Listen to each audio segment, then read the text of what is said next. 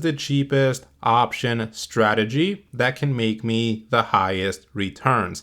And there's always one strategy that comes to mind. And so I want to share with you guys what I believe is the cheapest option trading strategy that can make you the highest returns.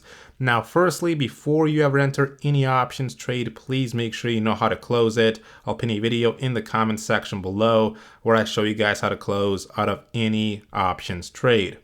Now, what's the goal here today? So the goal from this strategy is going to be to benefit from neutral stock price movement in the underlying stock for a very cheap cost and very low risk. So if you guys haven't noticed yet, the strategies that are the cheapest and that give you the highest returns are most of the time neutral strategies.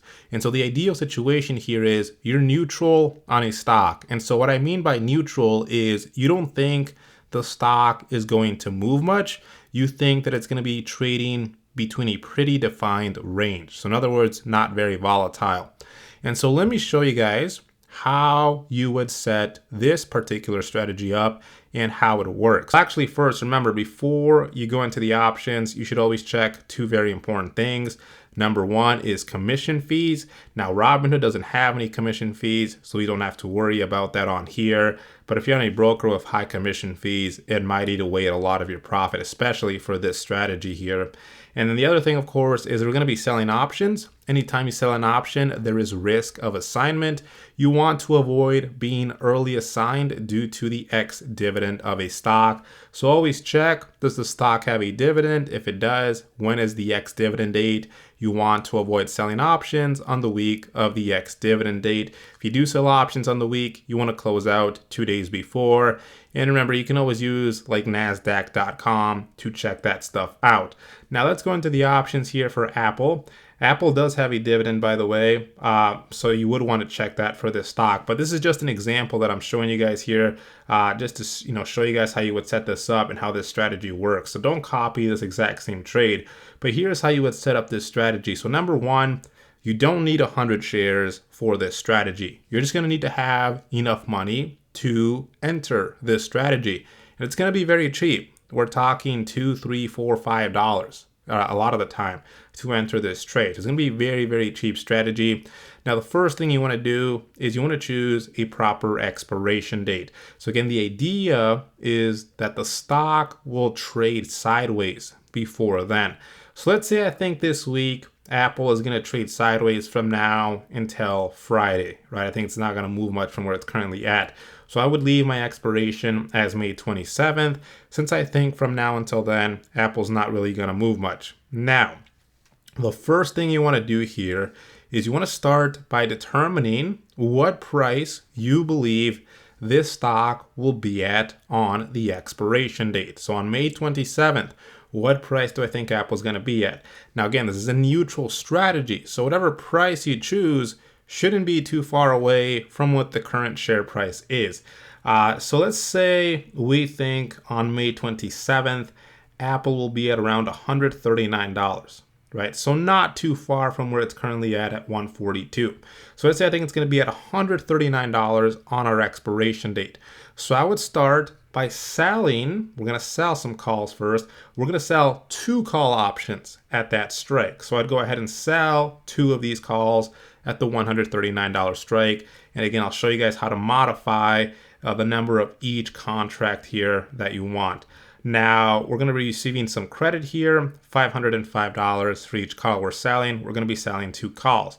Now, we can't just sell calls by themselves, right? Unless we have 200 shares, but that's not the point here. We don't want to have to buy 200 shares and spend so much money. So what we do instead is we buy calls against those calls we're selling in case we do get assigned, right? These calls that we're going to buy would be exercised in case we get assigned. That's why we buy these calls. So we would go ahead and switch over to buy. Now we're going to be buying 2 call options here because we're selling 2 calls. And so what we're going to do here is we're going to start by buying 1 call with a higher strike than the calls that we're selling. And so I'm just going to go to the one right above it, and I'm going to buy this call. Now keep in mind, the further away you go from the calls that you're selling, the more expensive this strategy is going to be. But also, the more probability there is of you being profitable. So you kind of have to weigh those two things out, okay? The more, the farther away you go here from the calls that you're selling for the calls you're buying, the more expensive it's going to be. But again, the higher probability there is of you making a profit. Now, I also need to buy another call, but this call is going to have a lower strike than the calls that I'm selling. So I'm going to buy the call right underneath it. And the reason being that these calls that you buy need to be the same distance away from the calls that you're selling. So the call I bought up here is $1 strike away from the calls that I'm selling. So the call that I bought down here also needs to be $1 away when it comes to the strike from the calls that I'm selling. They have to have the same distance, okay? Otherwise, this is going to be a completely different trade. So that's very important, right? If I had instead chosen the $142 strike up here call to buy, that would be, 1, 2, 3 away from the calls that I'm selling. So then the call that I bought down here would have had to been 1, 2, 3, this one right here, so that they're the same distance away from the calls that I'm selling. So that's very important, guys. But anyways, I chose the ones right above it and then the one right below it. They're both $1 away from the calls that I'm selling. And again, the reason I did this is because it's going to make it the cheapest that it can possibly be. But of course, the probability of profit will also be the lowest that can be. But let's take a look here. So last thing I want to do here is click this drop down, go to custom, and then the calls that we're selling, remember, we want to sell 2 calls, not 1. So I would do something like this, okay? Now, as you can see, potentially, right, as you guys just saw, this could be potentially, $3, total cost $3 to enter this trade. That's very cheap, right? All you need would be about $3 to potentially get into this trade. And you can set that up for, most stocks as well. So 3 to potentially, risking 3 to potentially make $97 here, right? And so let's say you purchase 10, right? You would be risking $30 to potentially make $970. That's, pretty high reward to risk, a very cheap strategy, right? Not a lot of money risk there. And so this is the iron fly, right? This is the iron butterfly, also known as the iron fly. And to me, it is probably the cheapest option strategy you can enter that can give you the highest returns here, okay? And so let's go ahead and let's go over to option strat to visually take a look at what this trade will look like. Depending on the share price, depending on, the date, depending on implied volatility, because remember, this only shows you what it looks like on the expiration date. We want to see what it looks like prior to the expiration date here. So let's go over to a new tab here in option strat, and let's go to build, and we'll just go to, under basic, we'll just go to long call here, and we'll set it up from scratch. So let's go over to Apple, AAPL, because that's the stock that we are using. And then we chose May 27th for our expiration here. And then we went ahead and we started by selling 2 calls at the $139 strike, right? So we said, okay, what price do we think Apple's going to be at on expiration? We said it's going to be around 139. Okay, and again, this is just an example, right? But ultimately, that's how you would set this up. So we said, okay, we think it's going to be at around 139. So what we want to do is we want to sell 2 calls at that strike. And again, shouldn't be too far away from where the current price of Apple is at. Then we said, okay, now since we sold 2 calls, we can't just sell 2 calls by themselves. We also need to buy 2 calls. We want to buy a call with a higher strike and buy a call with a lower strike than the strike of the calls we're selling. So I said, okay, let's buy a call. Let's buy the call right above the strike of the calls that we're selling, because if we go further up, it's going to be more expensive. But it'll also have a higher probability of profit. Then we said, okay, now we need to buy one more call with a lower strike than the strike of the calls that we're selling.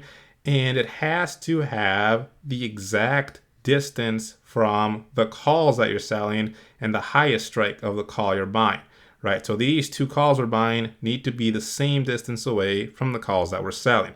So this is 1 away from the calls that we're selling. This is 1 away from the calls that we're selling. So this works, okay? And so again, you need to be very careful with that. Otherwise, it's going to be a completely different strategy. But take a look here, okay? Net debit for this one, $1, okay? Meaning you could literally potentially get into this for $1, and that would be the most you can lose. That to me is the cheapest option strategy that you can really get into, right? And max profit would be $99. So you're risking $1 to potentially make $99. So again, if you bought 10 of these, you'd be risking $10 to potentially make $990, not $990, right? And so let's take a look here at what this looks like. And again, this is why I like option strat, because it shows you what it looks like prior to the expiration date, not just on the expiration date. So a couple of things here, right? Very cheap strategy, $1, potentially $1, $2, $3, $4. Very high reward to risk. So what happens if we would make our max profit? Let's say we actually entered for $1 and made $99. What would that be?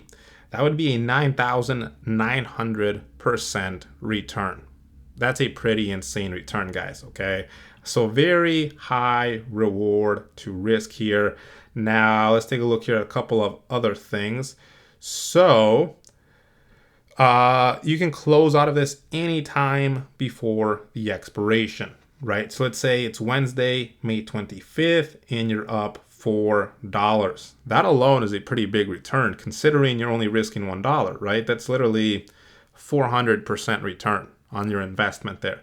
So, if it's May 25th and you're up 400%, you can go ahead and close out of it at that time, right? You do not have to wait until the expiration date for you to take your profits. You can take your profits at any time here.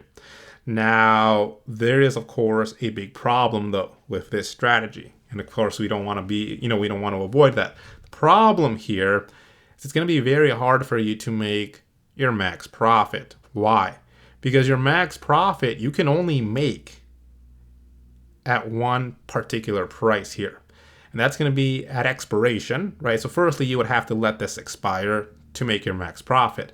Secondly, it would have to expire exactly at $139 a share. So Apple would have to be at exactly $139 a share for me to make $99, the max profit. Now, where did I get that number from? That is the strike of the calls that you sold. So that's your goal, right? Is that when this expires, it's as close to the strike of the calls that you sold as possible. And it's going to be really hard for it to be exactly $139. That's why that's a pretty big problem, right? The probability of you making the max profit here of $99 is very, very low. But if you can get very close to it, right, you can still make a pretty big return. For example, if it ends up being at $139.50, right, you could still make a $49 profit, which is still, a 4,900% return, right? So you can still make pretty big profits as long as it's close to it. But again, the probability of it being exactly at 139 and you making your exact max profit is very, very low. Now, of course, your break evens here are 138 to 140, right? So you want Apple to stay between 138 and 140 at expiration for you to be able to make some money here, okay? But again, ultimately, right, this is to me the cheapest option strategy out there. $1, $2, $3, $4, $5. But again, keep in mind, it gets very hard to actually make the max profit here with this particular strategy, right? So anyways, if you guys have any questions about anything I just talked about, feel free to leave them in the comments section below. Check out the Discord, link to it in the description below. Hope you enjoyed the video. Let me know what you guys think, and I'll see you guys next time.